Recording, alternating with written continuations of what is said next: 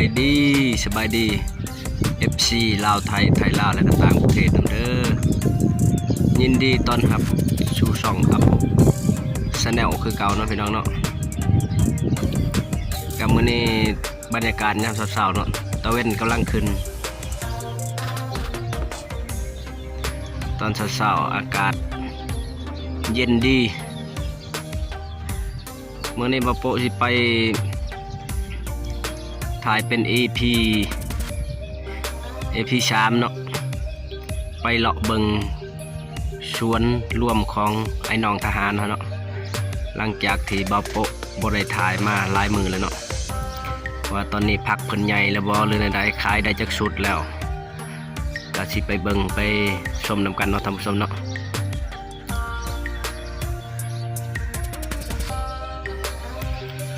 กลับไป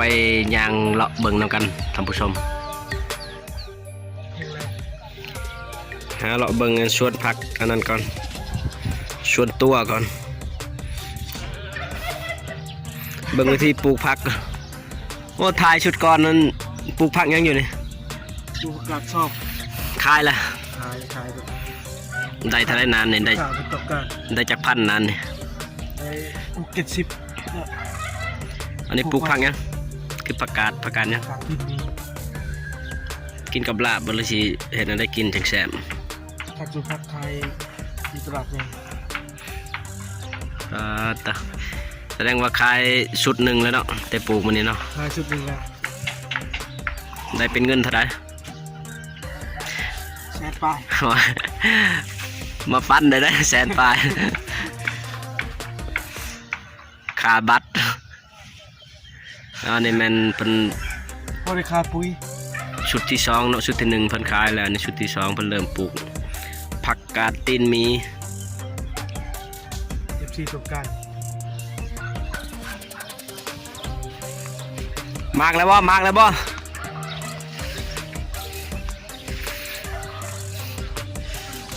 โอ้ทางนี้มีสวนอีกทางนี้ก็ของส่วนตัวตัวนี้เป็นผักเสริมเนาะท่านผู้ชมผักเสริมโอ้เหยียบของเพิ่นคือตอนนี้เรามาถ่ายหอบ2อันนั้นสวนมะเขือกับมะเพ็ดเนาะ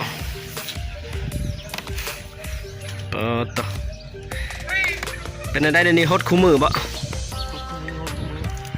ตอนมันหน่อยบ่ได้ฮดคู่มือเนาะตอนหน่อยเนาะโอ้ใหญ่เลยเด้อนี่เด้อตัวบ่ได้มาถ่ายดน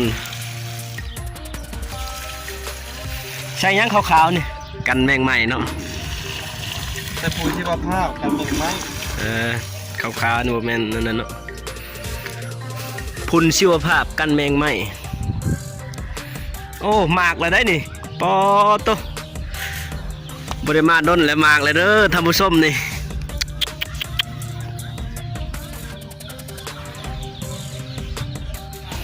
ก็สิเลาะเบิ่งก่อนจังสิถามเจ้าของสวนเพิ่นเนาะ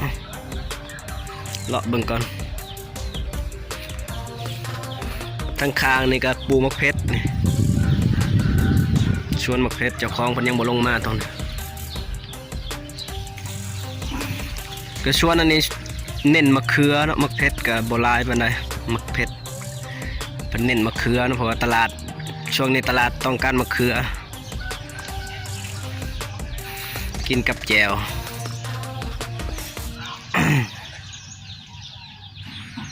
น้ำเป็นเพิ่นตักเอาจากน้องเนาะเพราะว่าน้องอันนี้เพียงพอในการสนองน้ำปลูกผักปลูกหญ้าข้างสวนผักก็มีงานเนาะท่านผู้ชมมีงานเพิ่นจะจัดงานอยู่ที่เดินบ้านของพลที่4ตอนนักกีฬา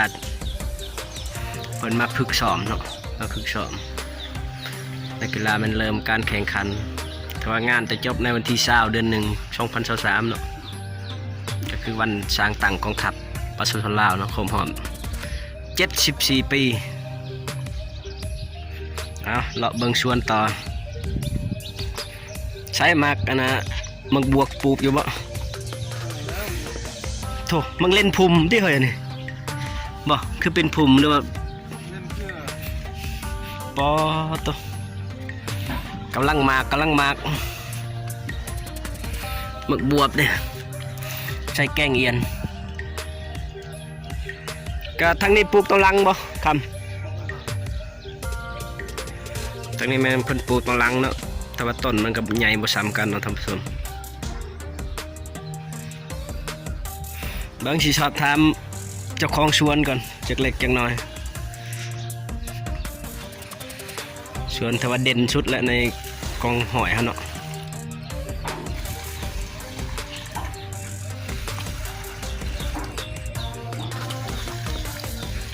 สวัสดี สวัสดี ขอถามได้จังน้อยนะมะเขือในปลูกจากเดือนนะลงมือปลูกนะ ประมาณเดือนปลายละ2 เดือนแล้วนะนี่ เดือนปลายเพราะบอลหมากก็มีเนาะ ตัวนี้ปลูกก้อนเนาะตัวนี้เนาะ แม่นละ เพราะแต่ว่าหมากเริ่มหมากแล้วเนาะ เริ่มมากแล้ว พุ่นได้เขาใส่พุ่นยังพุ่นนี่ โอ้เฮาใส่พุ่นธรรมชาติประเภทขี้งัวขี้ควายแถวนี้ล่ะ เน้นแบบพุ่นธรรมชาติเนาะ แม่นละ ในการหดก็เอาหิวเอาเนาะ แม่นละ พองามอ่ะขอบใจหลาย ได้ขอบใจ ๆหลังจากชอบทำย่อๆเนาะบ่ทำหลายเพิ่นหดกำลังหดอยู่ก็ประมาณเดือนหนึงมะเขือประมาณเดือนหนึง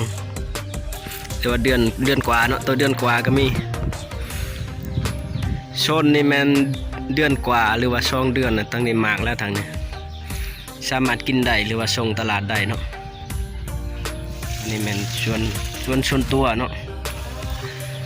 ส่วนรวมกว่าสิอยู่ชนนั่นส่วนรวมจังหน่อยสิไปถ่ายท่านผู้ชมเบิ่ง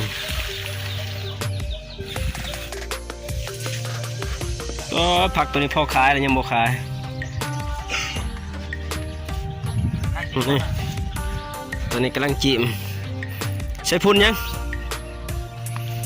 ใส่ได้ไหมพุ่นเขาปลูกด้นเติบเลยใส่พุ่นยัง เอาใส่เขากับปลูกท่านได้พุ่นมาใส่ พอละบ้านเดือนหนึ่ง โอ้เขากับปลูกประมาณ3-4 มื้อเลยเนาะ ก็30 มื้อตัวนี้กินได้แล้วเนาะตัวนี้เนาะ กินได้แล้วซอยจุ อันนี้เป็นผักของชนตัวเนาะเพิ่นปลูกผักเสริมเน้นผักเสริมแล้วมีจากนานปีนี้ 2-3 น้ำเลย 2-3 นานมีผักสลัดแล้วก็ผักเสริม2 นานเนาะแต่ว่าเฮาก็สิกินน้ำเพิ่นนั่นแหละเพิ่นปลูกหลายอยู่ปลาก็เลี้ยงหลายอยู่ที่ปลาปีนี้ ปลาก็ยังไรช่วงนี้ยังเอาบ่ได้น้ำหนาวและอึดน้ำและอยากกินปลากันเลย เดี๋ยวบอกเลยเด้อเวลาลงน้องอะ น้องๆเชื่อว่าอนามัยดอก ก็ไปเลาะเบิ่งชวนร่วมเนาะท่านผู้ชมเนาะบ่โป๊ะบ่ได้ใส่กล้องหน้าเนาะเพราะว่ากล้องหน้าใส่บ่ได้แล้วกล้องหน้าภาพบ่แจ้งเนาะก็เปิดกล้องก็ใส่กล้องหลังเลย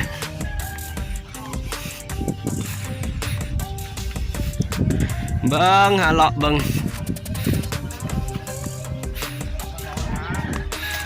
คือเก่าบ่เปลี่ยนแปลงบ่ได้ถ่ายเดือนหนึงเลยปลาทางนี้กำลังหด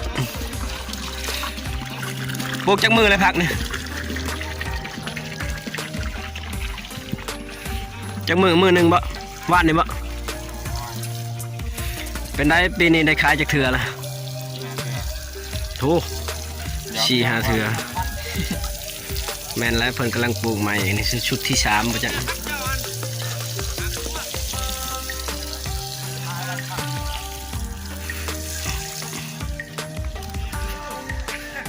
ใช้จักนานปีนี่2 นานตัวได้ ตัวนี้ก็ตัวน้ำของวัว ตัวนี้แล้วก็นานผักบัวเนาะทางกลางนี่ของไฟ ของแซง ก็นี่มันเป็นปลูกผักบัวกับผักกาดซ้อมเนาะของชนตัวมีบ่แบบว่าอยู่ชวนชนตัวมีบ่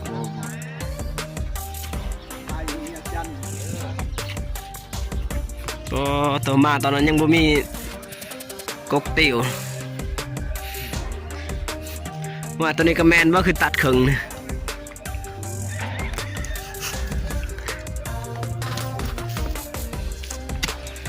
ของไฟในสร้างมักทัว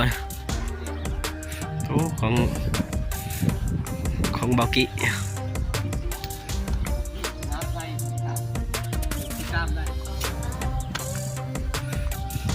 เราเบิ่งวันทางพ่อค้าเพิ่นก่อน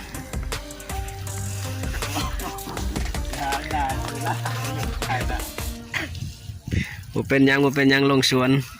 พี่พาคนหนึ่งแพง อันนี้ก็เป็นนักกีฬาเนาะกองหลังกองกลางก็ได้ปีนี้ปลูกจังนานปีนี้ของเจ้าปลูกจังนานสองนานผักกาดตีนมีแม่นบ่ตีนมีอันนี้นานที่สองยังบ่ทันปลูกที่นานที่สองครับปีนี้เพิ่นปลูกสองนานเนาะ การจะสำเร็จเลย แต่ว่าปลูกนานหนึ่ง น้ำหนึ่งก่อน นานที่สองยังบ่แล้ว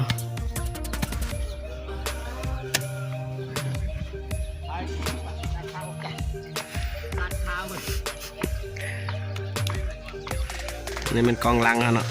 นักกีฬาเขาเป็นปลูกผักจากนานเป็นอย่าว่าได้นับเป็นนานหมดอันนี้ เบิ่งหนึ่งเบิ่งเอาท่านผู้ชม8 นานโอ้ตัว8 นานนี่นานละ2 เมตรผักอันนี้ผักยังตัวนี้ยังไม่ทันปลูกนี่ยังอันนี้มันเพิ่นปลูกผักบ่งเนาะผักบ่งหอมป้อมตัวนี้ยังต้อม ว่าก่อนไปดู ไฟตูอ๋อตัวไฟตูก็มีในเห็นบ่เฮ้ยในเป็นในบ่ ไล่เลยที่ไปดูไป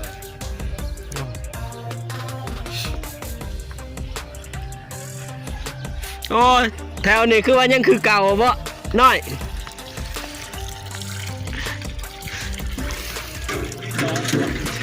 มีฮอด EP 3แล้วยังซ้ำเก่าอยู่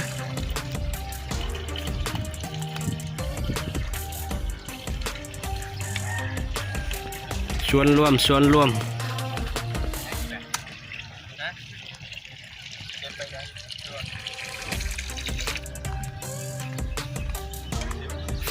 โอ้ยเลาะเบิ่งโซนไต่ก่อนยังคือเก่าบ่หรือว่าซ้ำเก่า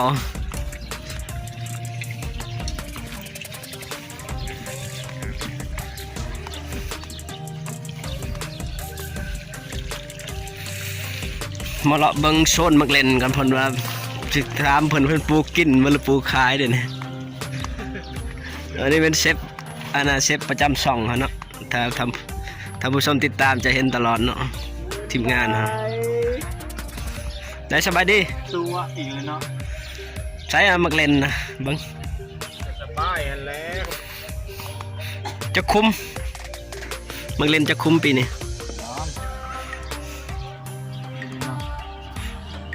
ปลูกกินบ่หรือปลูกขาย ตายก็ได้กินเนื้อ คอก็ได้ติคอกิน โอ้กินเนื้อ อันนี้มักเล่นเพิ่นเนาะปลูกจักเดือนละเดือนหนึ่งพอเดือนหนึ่งหมากแล้วเนาะให้พอปลูกเนาะ เดี๋ยวคนลุกเนาะเดือนหนึ่งมาก ใช้พุ่นยังโอ้สูตรเด็ดเพิ่นใช้พุ่นขี้ไก่เด้อท่านผู้ชม ใจก็ใส่ใจตัว นี่มันมักเล่นแต่ว่าเพิ่นปลูกนี่ต่างเนาะเป็นคุ้มอันน่ะผักบัวก็บางคนก็เฮ็ดเป็นนานเนาะแต่ว่าเพิ่นเฮ็ดเป็นคุ้ม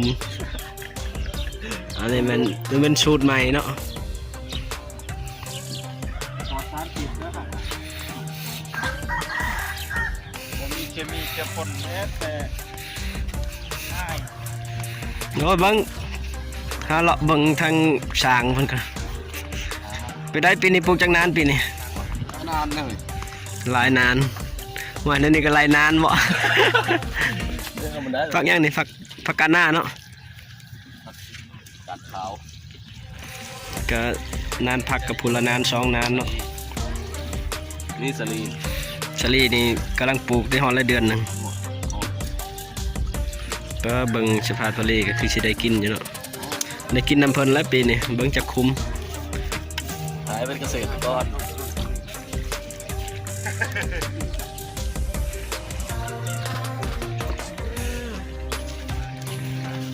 ในบ้านมาได้ก็ วันพุธจากนานเนาะปีนี้เนาะบ่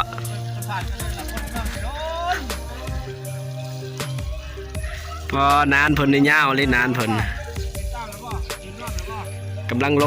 งนานเพิ่นชามนานปีนี้เพิ่นคาฮดเพิ่นบ่ตอบเนาะ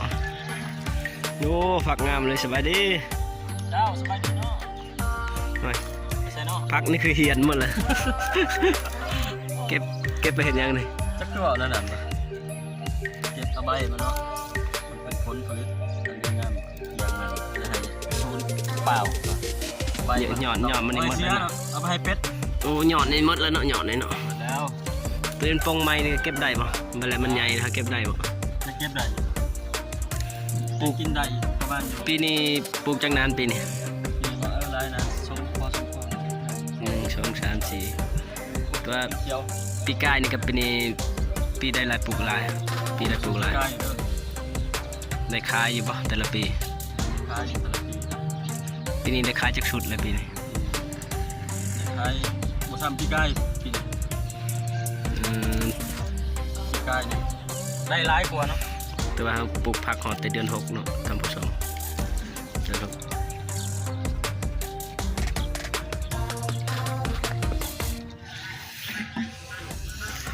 ก็สิประมาณนี้เนาะท่านผู้ชมส่วนรวมเรามาถ่ายในหอบที่3เนาะหอบที่3หลังจากเราถ่ายหอบที่1หรือว่า EP 1 EP 2ตอนนี้ EP 3มันก็เปลี่ยนไปหลายเติมเนาะก็สิจบคลิปเพียงเท่านี้เนาะ